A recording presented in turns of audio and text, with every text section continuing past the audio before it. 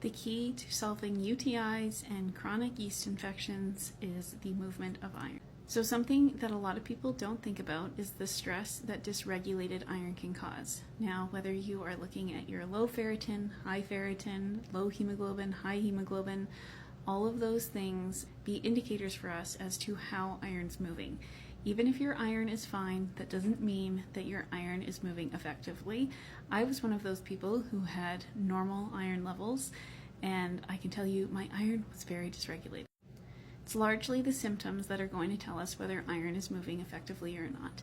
And when we are struggling with chronic UTIs and chronic yeast infections, then that is a sign that iron is dysregulated.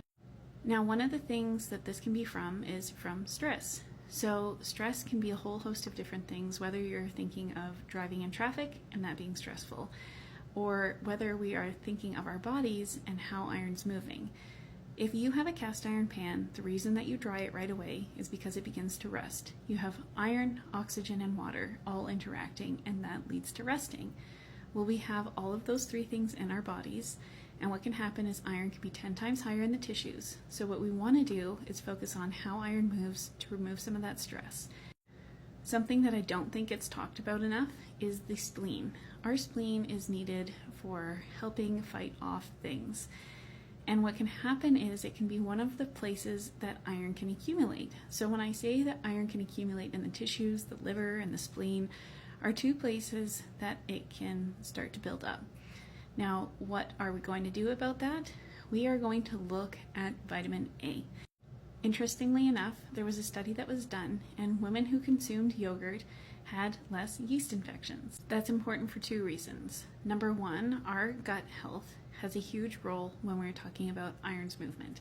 Because if iron is dysregulated, then you can bet your bottom dollar that your gut bacteria is probably not as optimal as we would want it to be.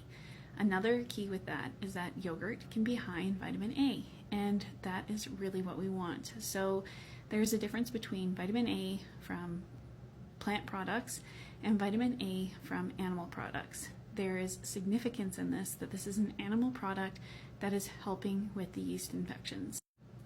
Two of my favorite supplements are beef liver and cod liver oil, and those can be really, really helpful. Not only can they be helpful because they have vitamin A, but they're also helpful because they can help with iron's movement. Beef liver has things like copper, it's rich in B vitamins, and it's rich in retinol. The cod liver oil is rich in retinol, and it has naturally occurring vitamin D. Those are some really important things about them, and that's what makes them two of my favorite supplements. If you are struggling with chronic UTIs or yeast infections, just know that what we really want to focus on is how iron's moving. We want to listen to the body so that we can understand what it's communicating. And if this sounds new to you, then you're going to want to go to my links page and download my free ebook on iron's movement.